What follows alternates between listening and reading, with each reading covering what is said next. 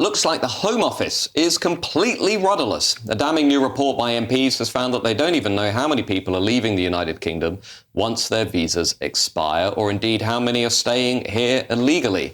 The Public Accounts Committee says the government has failed to collect even the most basic data, like how many migrant workers actually go home when their visas run out. It's funny, isn't it?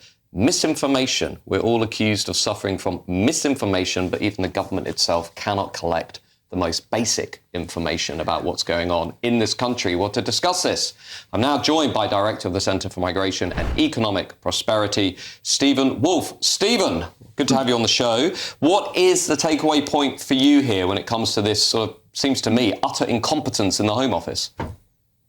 Matt, good evening, and thank you for inviting me on the show. I think one of the key points is not just the incompetence that you've mentioned, but actually the continued incompetence of the Home Office in being able to collect data, not only of those who are leaving our country, but those coming into our country, and those now that we now know from this very important piece of committee work that shows that they don't know how many visas people who are leaving on visas. As you know, and through your research and the research that we've done, it was only a few years ago that we identified that the Home Office was not able to collect appropriate data of people who are actually entering the country as well as leaving the country. Remember, they used to have only clipboards counting people as they went out. Now we've had a small change in the assessment by the ONS. But overall, what this brings together is a lack of the ability of the Home Office in a day when we've got AI and massive levels of data technology from big companies that can collect data that are not able to tell us how many people are coming into the country, how many people are leaving, and now how many people are overstaying their visas. Total incompetence throughout government. Stephen, this is maybe an unfair question, but do you think the Home Office is actually fit for purpose? Because we're obviously going into some kind of regime change after the next general election, if you look at the polls. Is there not a case to be made now that actually the Home Office needs to be, completely shut down, and we need something else that is much more effective at collecting this basic information? Lots of people out there, lots of viewers of this show, utterly frustrated with the inability of the Home Office to process asylum applications, to help control our borders, and now even to tell us who is or who is not in the country. I think there's a really key point now that the Home Office has gone beyond the stage when it can exist in its current form. I, for one, have argued for many years that it needs to be broken up, not only to deal with immigration, but actually to remove policing from the Home Office into a separate department that deals with policing and particularly prisons, because that's a separate issue that needs to be dealt with. And then you need to have within the Home Office a team, if you're looking at reform or whoever is kind of providing the information that works for them, an organization that breaks down the legal issues relating to asylum. Firstly, we should be considering amending or removing ourselves from the International Convention on Refugees, because that's no longer fit for purpose. Removing ourselves from the European Court of Human Rights, amending or leaving the Human Rights Act, looking into immigration regulations, which allow 75% of all asylum claims to be done discretionary on the basis of our common law.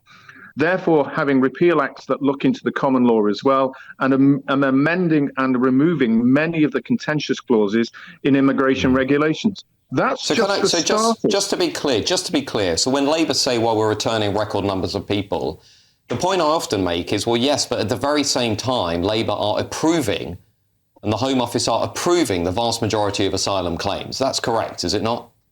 Oh, absolutely. And this was an issue that was started under Rishi Sunak. I call it the great con, the sleight of hand. There are two massive sleight of hands that are about to happen in this country.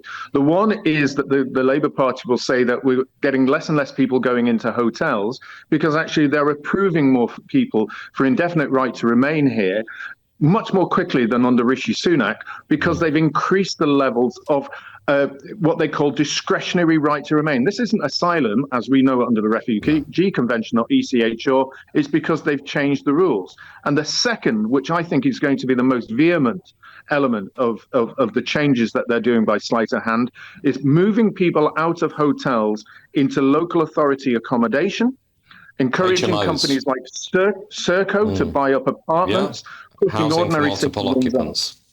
Yeah, absolutely. I mean, I saw this firsthand in Runcorn and Helsby, where you have these 3-bedroom homes in, quiet streets with 20 or 30, mainly young men who have come over on the small boats living in them.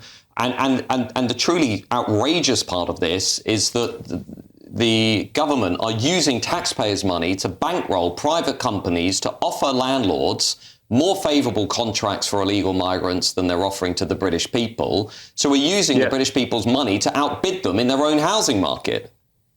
And this is the disgrace. This, I think, is actually even worse than what's happening with hotels. Only a few days ago, I was contacted by one property developer who's refusing to accept it. He owns 10 apartments, renting at £1,500. He's being offered £2,000 per month for each of those 10. That's £20,000 a month. They're going to give the company in offering him 5 years up front for all 10 of those properties. And not only this, at the moment, he's impacted by all the Labour Party's policies on landlords, all the new rules. He will not have to face any of those rules if he took this large sum of over £1 million. It's a scam in which the taxpayer is being used to fund asylum seekers at the cost and detriment of ordinary working people in this country who not only have to pay their taxes, but now can't afford the homes to live in. Indeed. Well, that was Stephen Wolfe, Director of the Centre for Migration and Economic Prosperity, doing incredibly important work and telling it as it is. Thank you to Stephen. I'm joined now by my panel, political commentator and trade unionist Andy Twelves and columnist and broadcaster Esther Krakue. Andy, if I can start with you, how is it that a party that says it's on the side of the working class, says it's on the side of hard-working British people, but at the same time presides over what you've just heard there from Stephen Wolfe, allowing private sector companies to basically outbid the British people in their own housing market? I think it's ridiculous. I agree that it's wrong. To be honest, I can't defend the Labour Party on that. But one thing I do struggle is a bit of the cognitive dissonance about how you're really on the side of the British tenants, on the British working people in the housing market, but then really kind of anti the new legislation that will make renters and tenants' lives easier and make it a lot better for them to rent in the UK. So I do struggle with the cognitive dissonance of 1 second, when it's a migrant taking these HMOs that exploit people, yes, really good for British tenants, we're really on their side. But then when it's bad landlords getting regulations put on them, we're not on their side at all. The landlords have to be able to do what they want. I don't get the cognitive dissonance. I don't think it has Mr. to be either or. The illegal immigrants have no right to anything in Britain. They have no right to any public funds or anything that is provided by the British taxpayer, which should be for British people. So I guess you're comparing apples and oranges. Yes, we want tenants to be able to have rights and to be able to live comfortably in Britain. But that has nothing to do with people that have no right to be here whatsoever. And this idea that, they're asylum seekers. Once you enter Britain illegally, you are an illegal immigrant. It doesn't matter what you do when you get here, you are an illegal immigrant. If you wanted to claim asylum, you could have got a student visa or found a legal way to come to Britain. But they chose they chose to do that. They chose, instead of applying for a visa through the normal route, they chose to pay people smugglers £3,000 on average to enter this country illegally. So I think all the good graces that we should have for people should be women and girls stuck under the Afghan regime, not men that have the funds to cross our borders and enter illegally. I'm sorry, I cannot recognise the Labour Party because this, at least for me personally as a voter, I cannot see any sort of similarities between the Labour Party of Michael Foot, for example, those kinds of titans of political discourse and statesmen, and what we have now. It's completely shambolic. I mean, forget about the fact that they should be on the side of the working people. They should be on the side of the British public, period. This is completely ridiculous. I don't understand how they can make any case that they actually like this country and they're in favour of it when